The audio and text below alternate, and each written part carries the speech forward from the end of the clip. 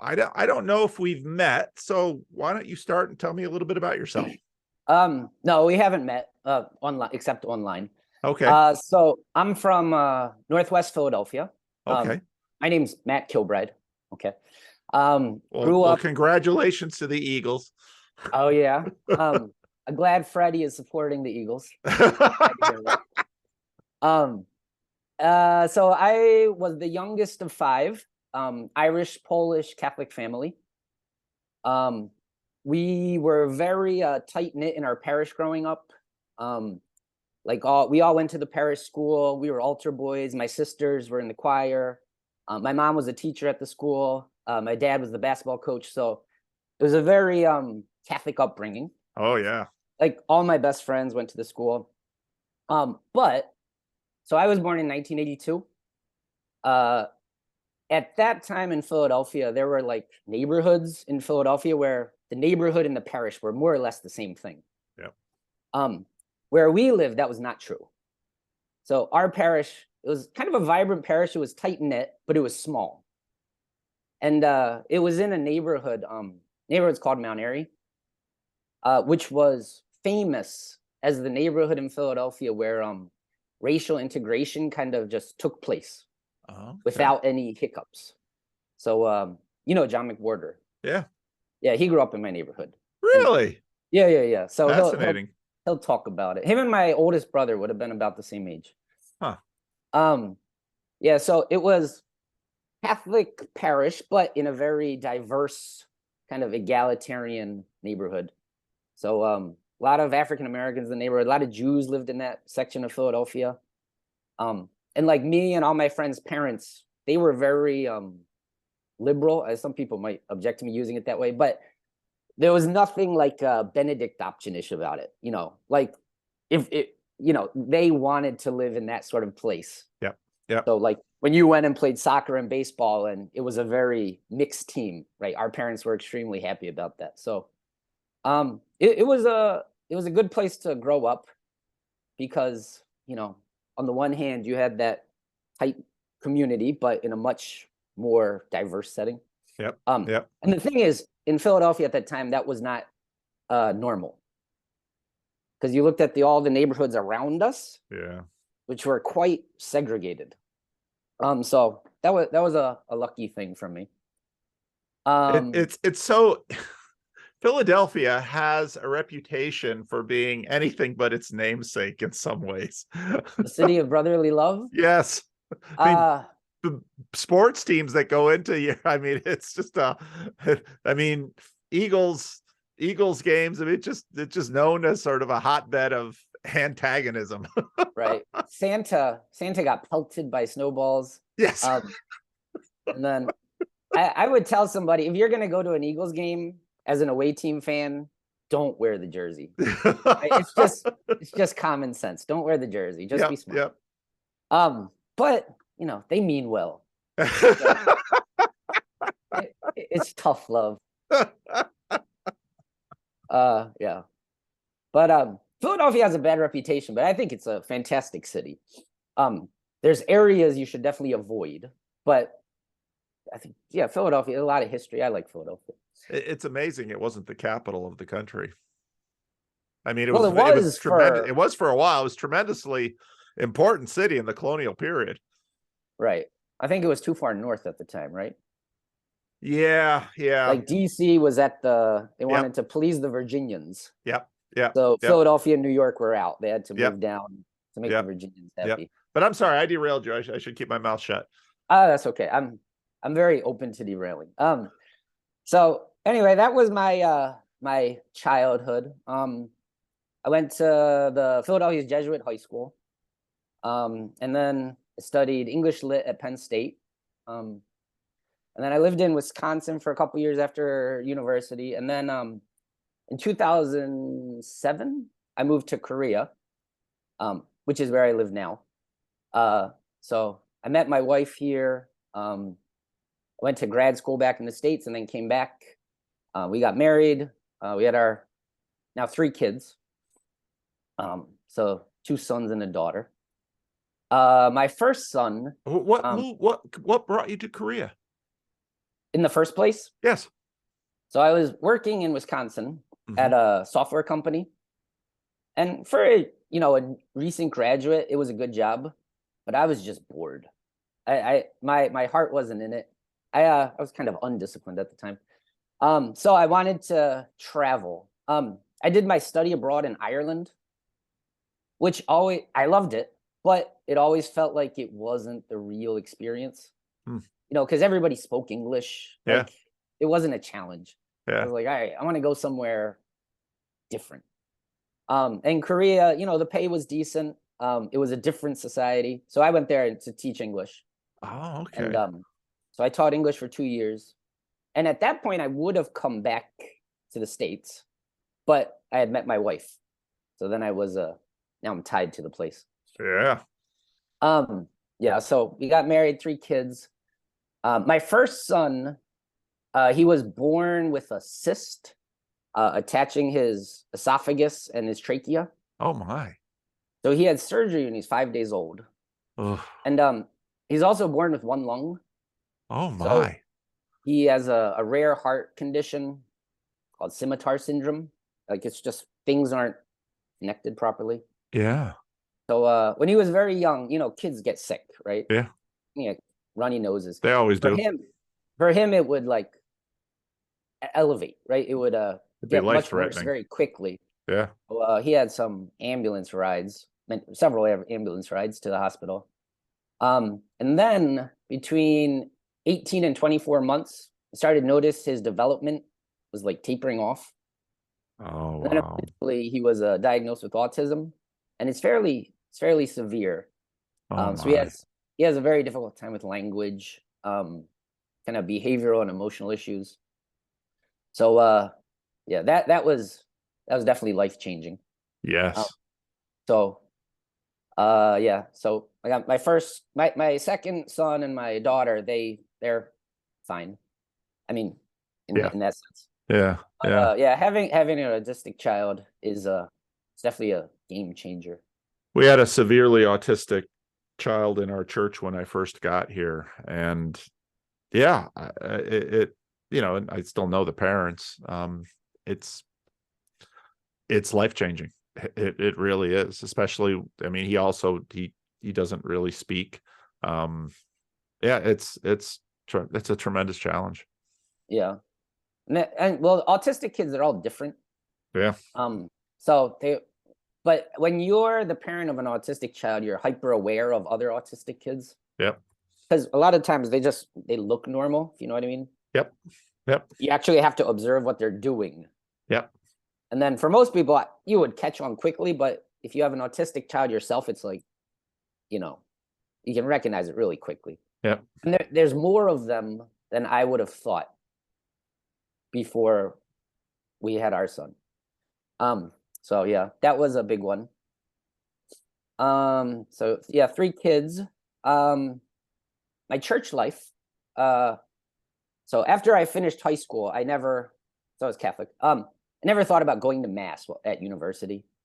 I was happy to go with my parents. I didn't have any negativity about it, but I don't know. It just wasn't on my radar.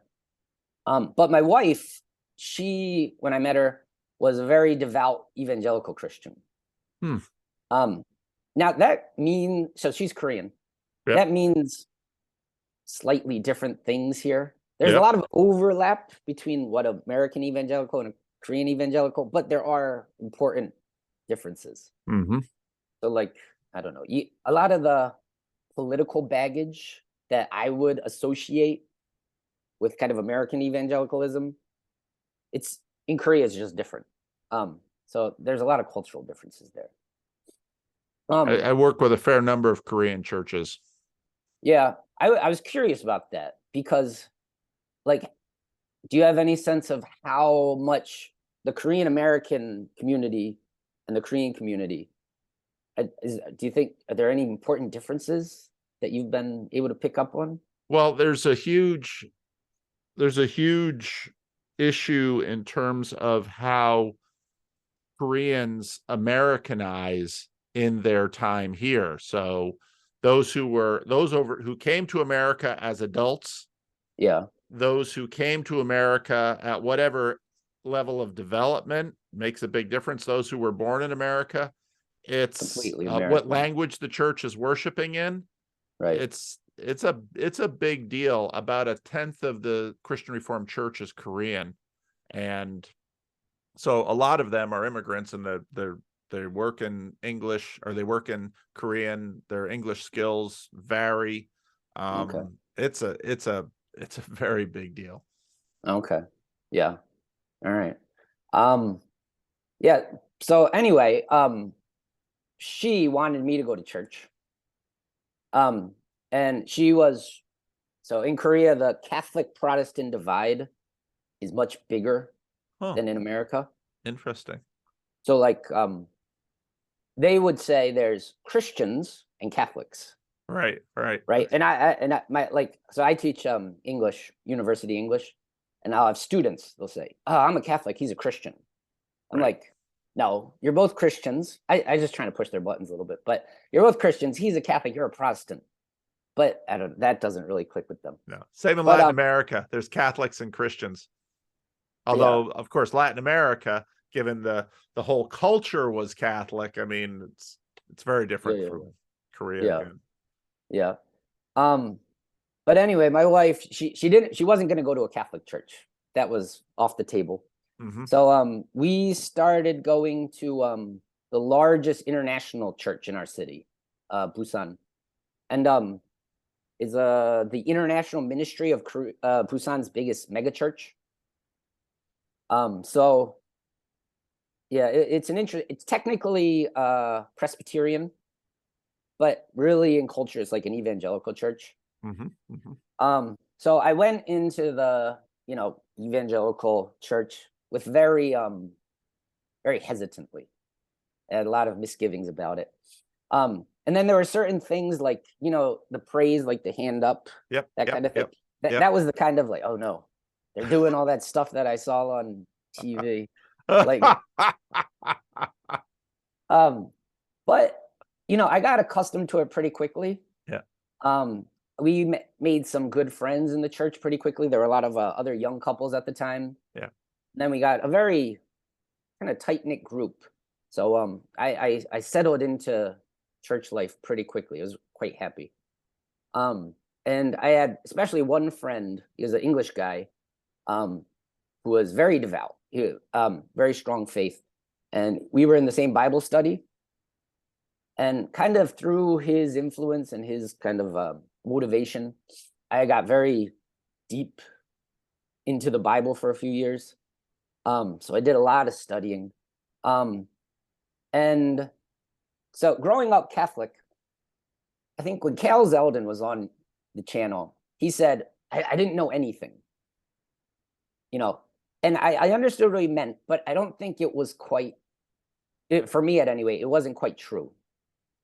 Because when in the evangelical church, in our Bible study, everything was in reference to the Bible. Right. Right. Whereas when you was growing up Catholic, I mean, you learned all sorts of things from the Bible, but I just wouldn't have been able to tell you like chapter and verse. Yeah. Right. I could tell you the story, but is that in John or Luke? I'm like, I don't know. I know the story. Right. Yep. So there was much less what do you want to say? Contextualization. Mm-hmm. Mm-hmm. So my understanding of the Bible as the Bible, in the context of the Bible itself, increased dramatically. I watched a whole lot of NT Wright during those years. I'm a big NT Wright fan. He, in particular, helped me kind of view the Bible from start to finish.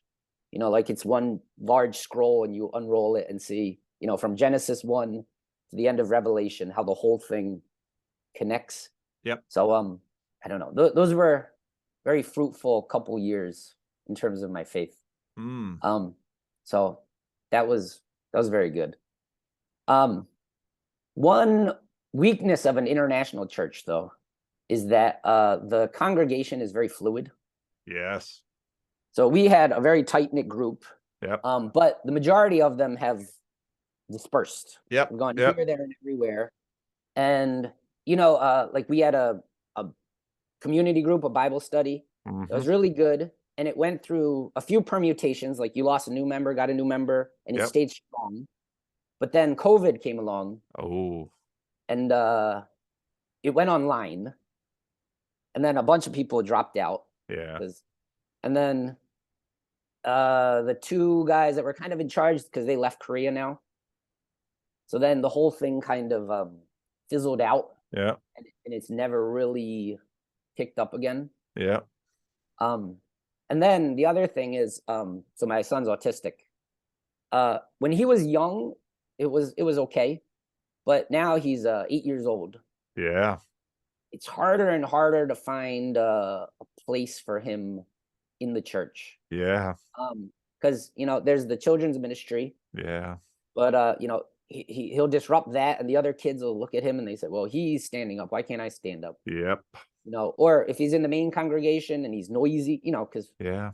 you got a 45-minute sermon, Yeah. people are just listening for Yeah. 45 minutes. So I don't know. It's been a struggle. And my wife is taking our daughter. She's only 1.5, but she's taking her to a Korean church, because she really likes the program that they have there. So I don't know. I'm at a Hmm. bit of I don't know. That's hard. Crossroads is not the right word. Yeah. Kind No. of a petering out a bit. So Hmm. I don't know. At the moment, that's where I am. Yeah. We had so Jacob was the name of the little boy who is autistic. He's a grown man now. And but there were volunteers that used to just someone would just volunteer for Jacob duty that day, and they just watch him. We have a decent amount of land here, and so he would be out and playing on the swing.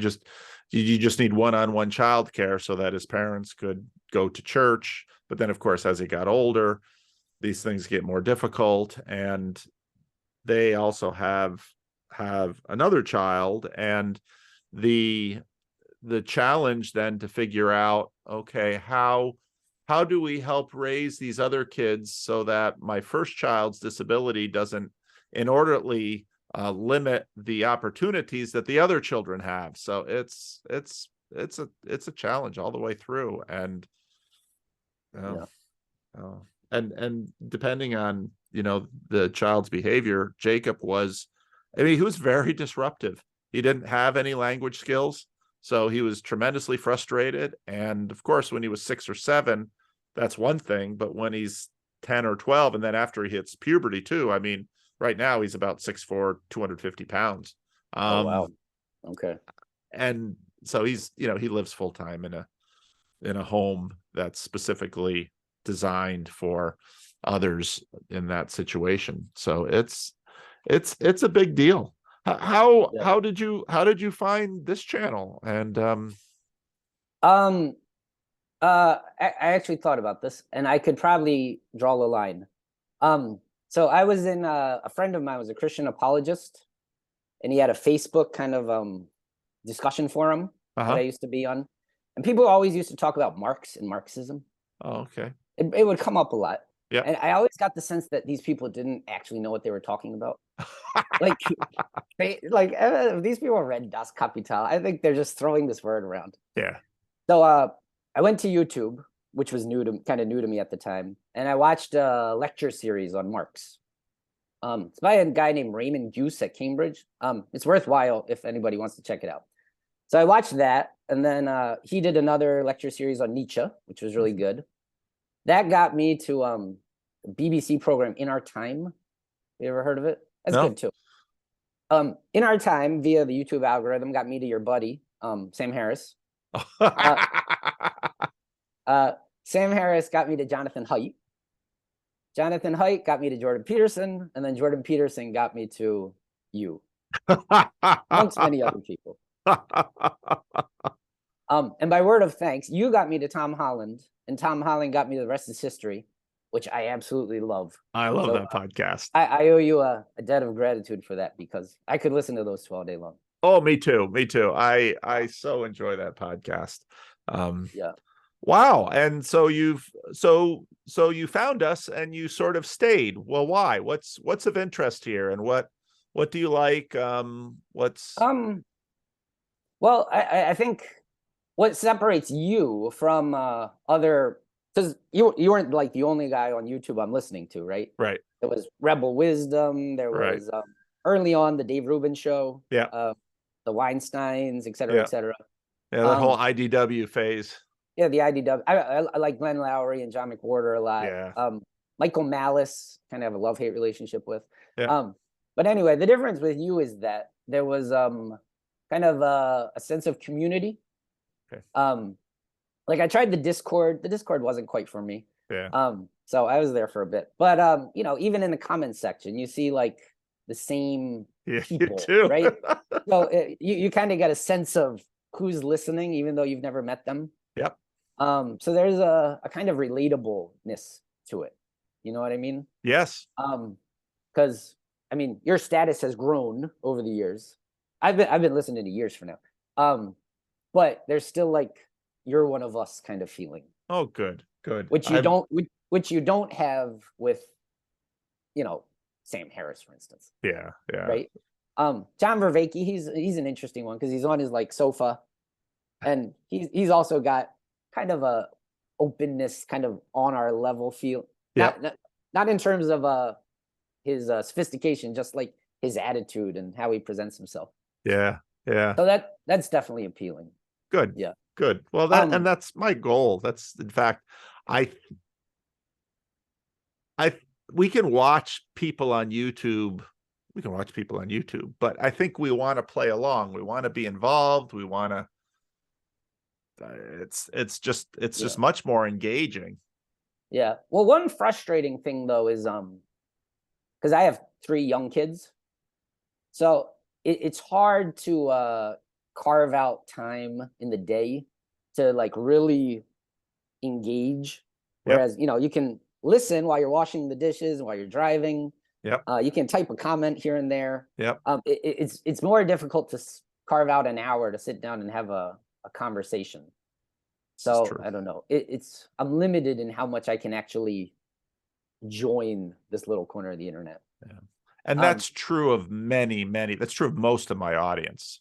okay. There are some, and you know, they have their own YouTube channels. There are some who, by virtue of they might be single, they might not be working right now, they can sort of play at a different level, or they have a Yeah. job that's super flexible. But no, most people are like you in that they've got kids, they've got jobs, they've got responsibilities. They can, you know, that's part of the reason Discord gets overwhelming very quickly, and you just can't. It would just take too many hours. So Yeah. I mean, I'm distracted enough, and I felt like I'm distracted by many things. Discord just felt like one more.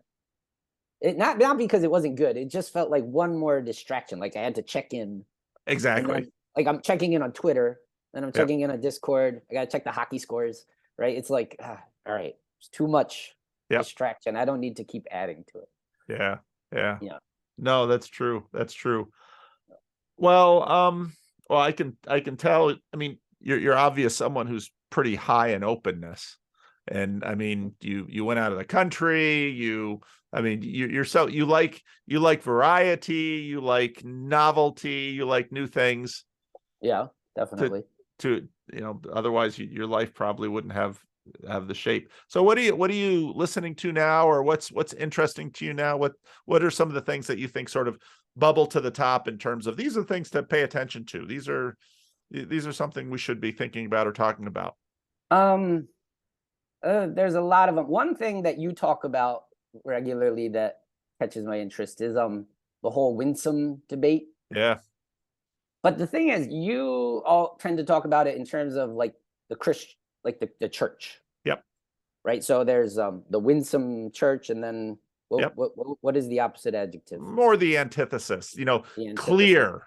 Let's be, I mean, I let Esther and Tripp did a conversation with Sam a little while ago. And I think Esther and Tripp get frustrated with me because they want clarity. They want Christians to say, this is what it is, and to draw a line. And Right. If yeah, you don't fair like enough. it, that's your But problem. Right. yeah, Um, Yeah, I mean, but I also think it's not limited to the church, No. right? Because in the culture war as well, you see kind of the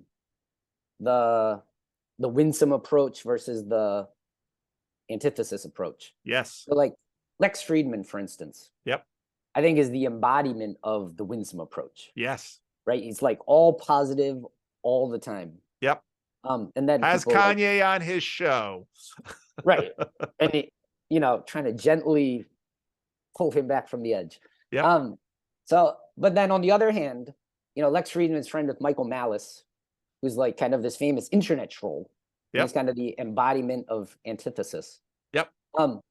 But what I find interesting is that's kind of a clear black and white, here and there. But then there's other people that kind of blur the lines.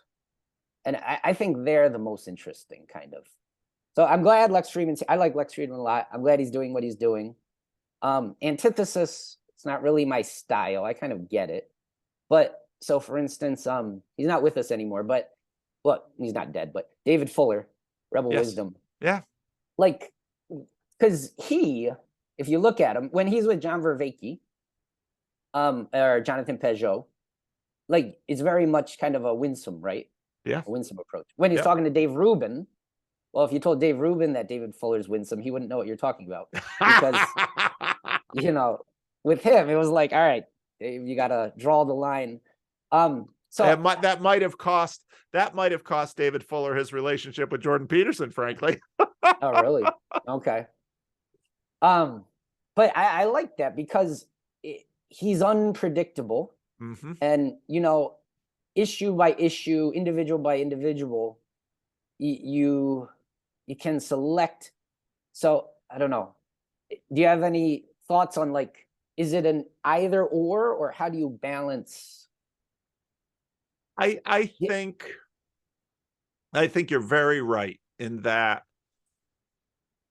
many of the most antithetical can be selectively winsome in certain places, usually often because of their relational economy.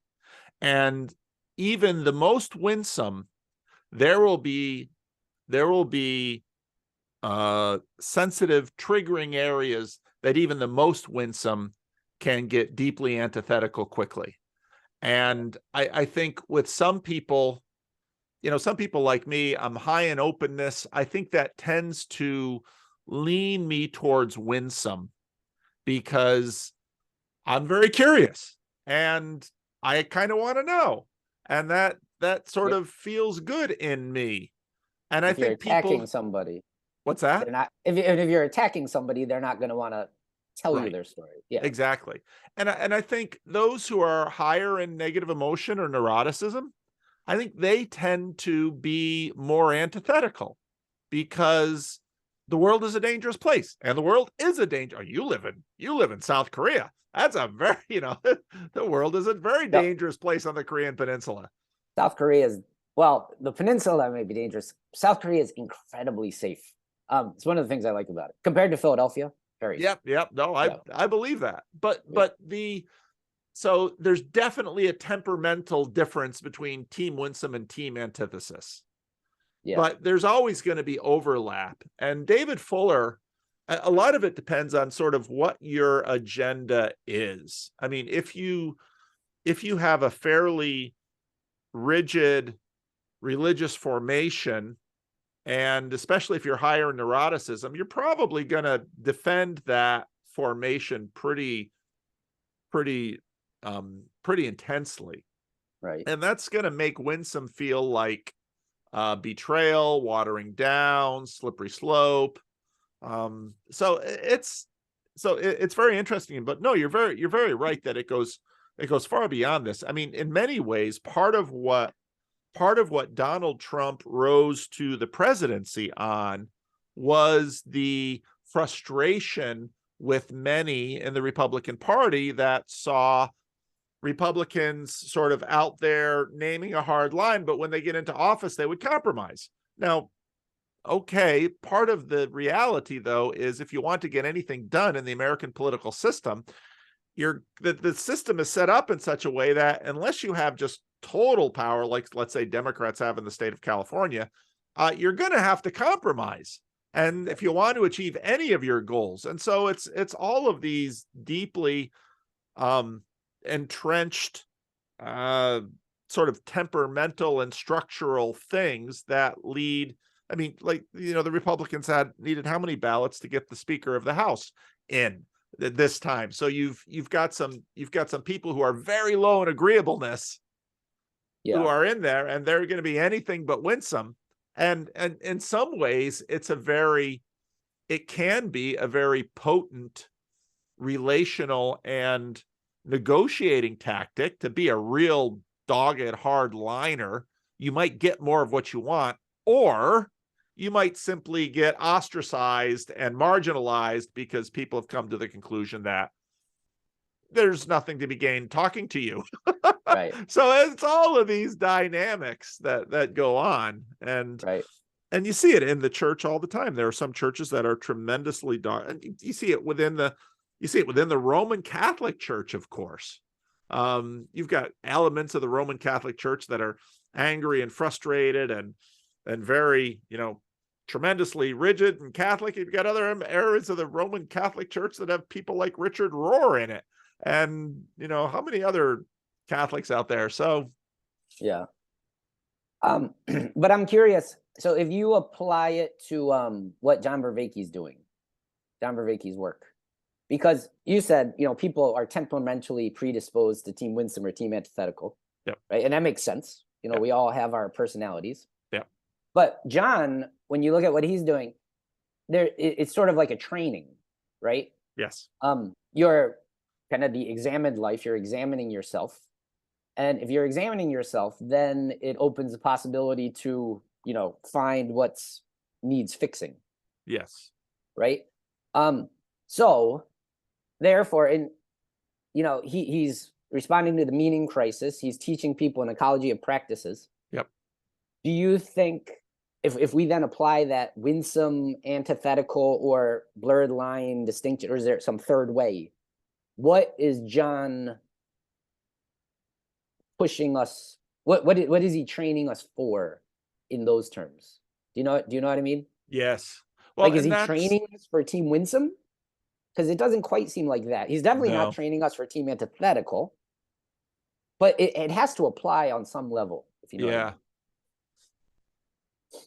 John, it's interesting how John in the last couple of years has really sort of focused on Neoplatonism. I mean, if you listen to him 5 years ago and you listen to him now, the word count for Neoplatonism has gone like this. Okay. And so he's clearly been on his own journey too, in terms of looking for a worldview that will be sufficiently pluralistic and yet sufficiently. The difficulty with pluralism is that it can just sort of just become undone. Now suddenly there's everything and anything, and a lot of one way to understand the Peterson, Vervaeke, Peugeot nexus is that they are attempting to find structures beneath all of the diversity of worldviews that transcend them. And this has been a major part of the project since the wars of the Reformation. I mean, in many ways, the Enlightenment was an attempt to let's get beyond the sort of entrenched positions of the Catholics and the Protestants, and then the many positions of the Protestants, and get into a bigger system. And so John is very much trying to do that, and he's trying to both use ancient wisdom and contemporary science. And he, his temperament is interesting because he's mostly winsome, but if you watch him carefully enough, you'll notice he does have some hard edges and some hard lines. They come out in Awakening from the Meaning Crisis now and then, some things that he's passionate about. And you cannot have a structure without having your own dogmas. I mean, dogma is inevitable. Otherwise, you don't have identity. So it's very interesting. Like in the let's see, what conversation was it?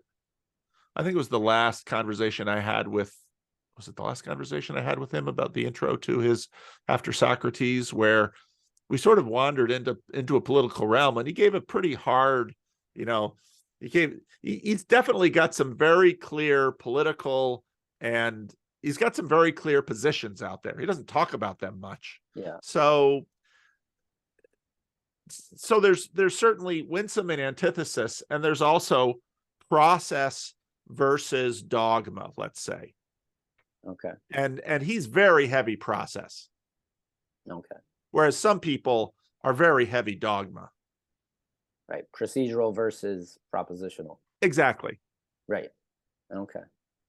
Okay. Because so I'm interested in that. One of my favorite videos that you've ever done is your sermon on Jesus entering Jerusalem. Oh, okay. When he's passing Jericho. Yeah. And what's the guy's name in the tree? Zacchaeus. Yeah. I mean, again, I think that story, you can apply that winsome antithetical filter to it.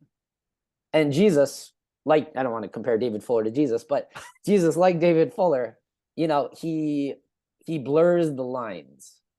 And because why I think this is all interesting is because, because you like to participate in all this stuff.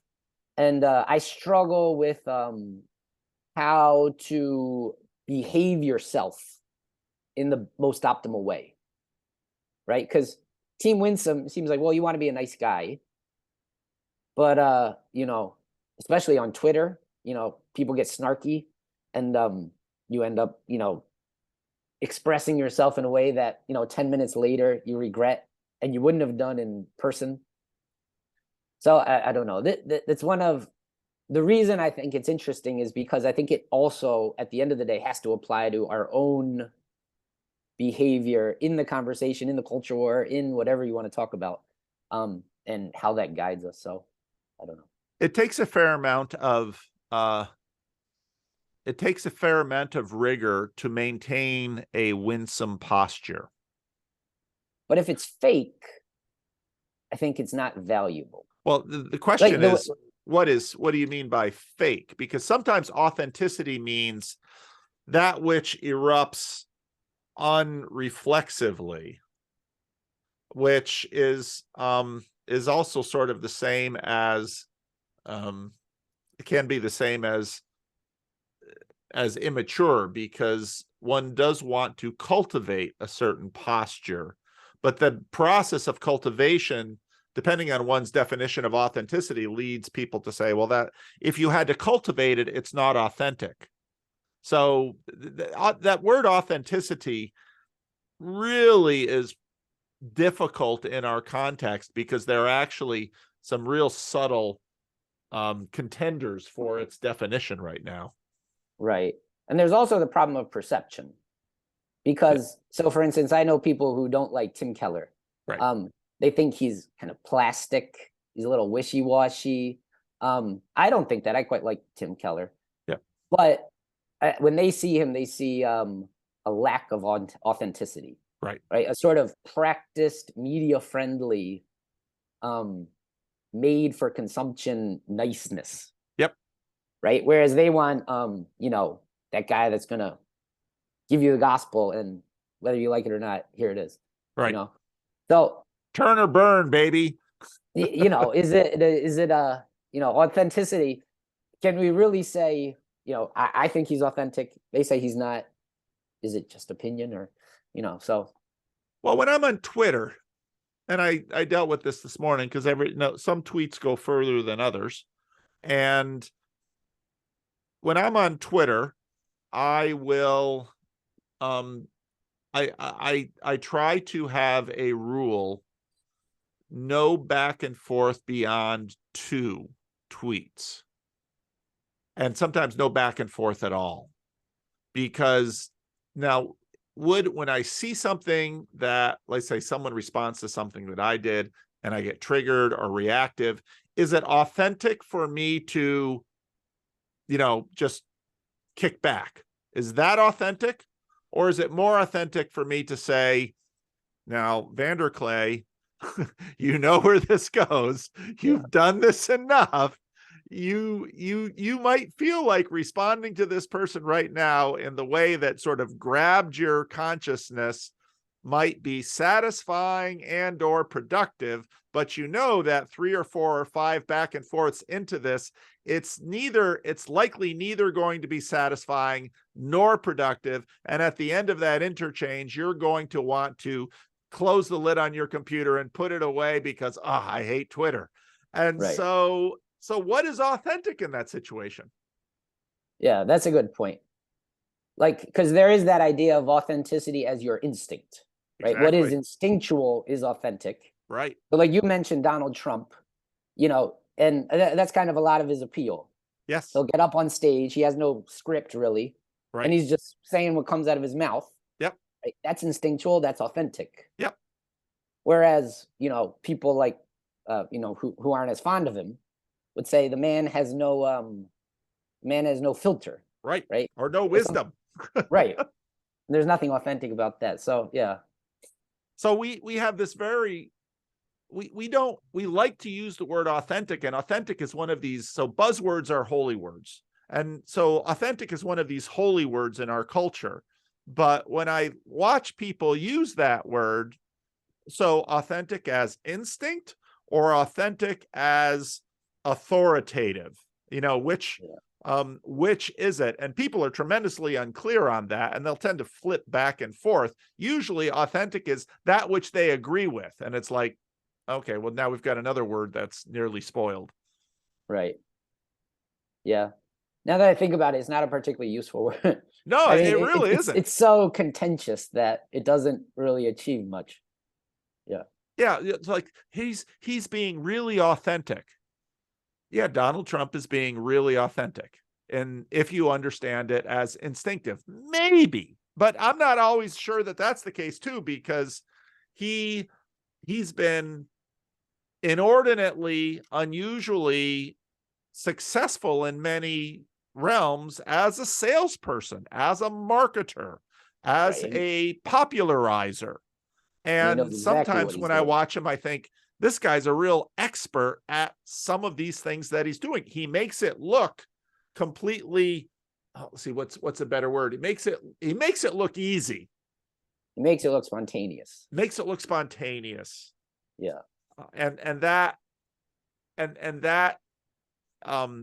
gives people a sense of, so Peterson lately has been talking about the fact that he's been talking about psychopaths, and he talks about the fact that psychopaths usually look confident, and young women mistake confidence for competence.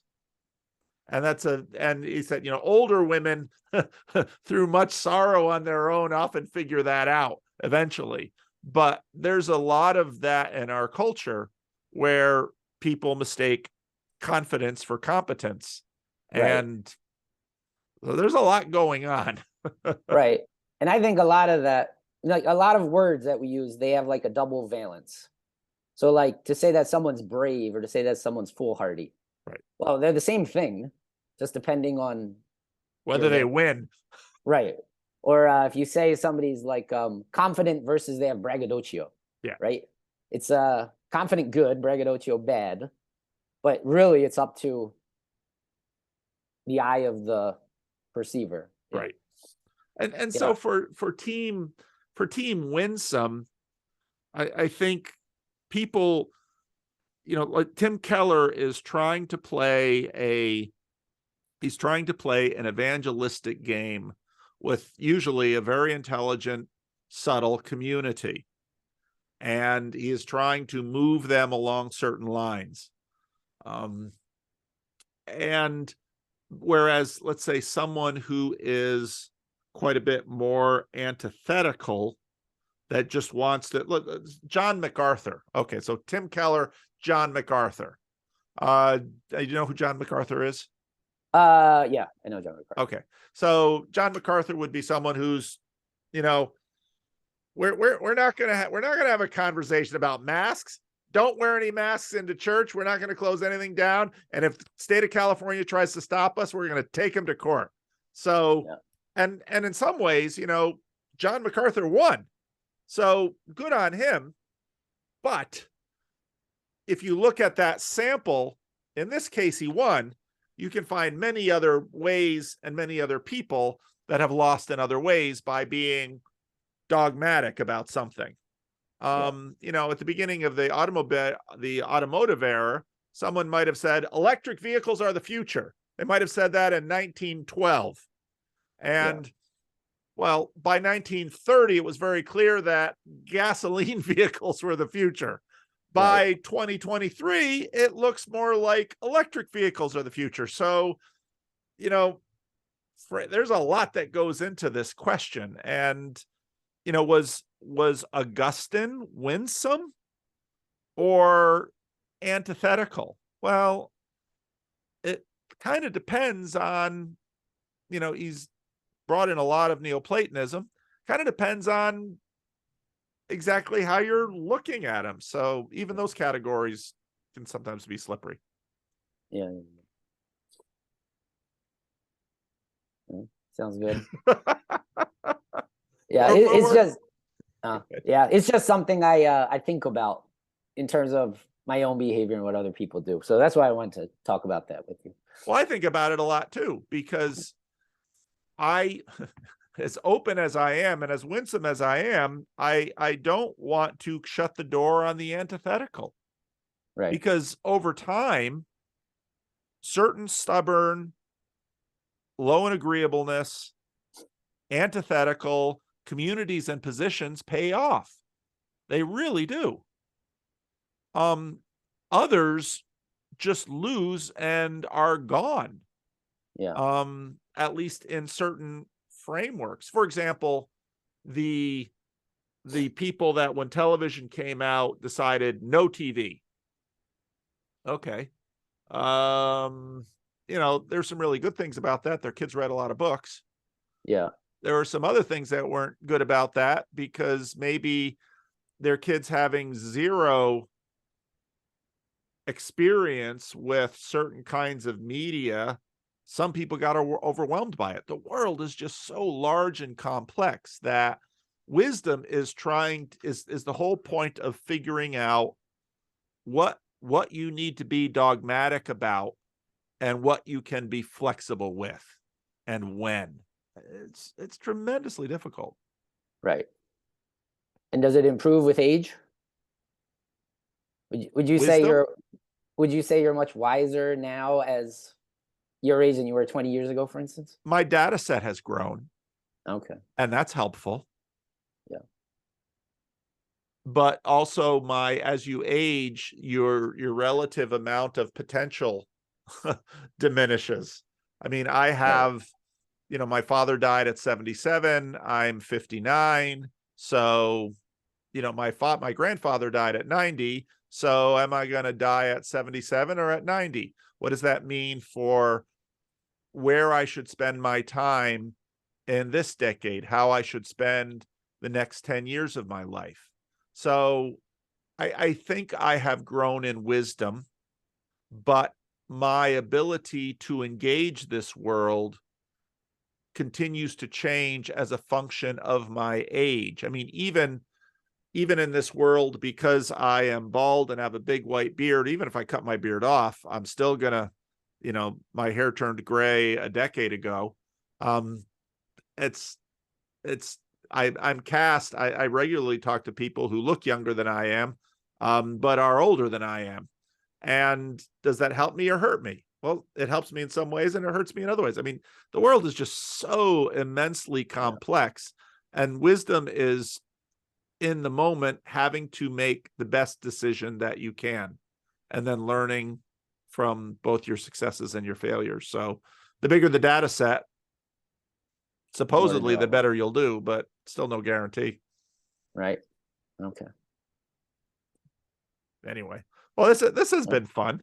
Yeah. I enjoyed it.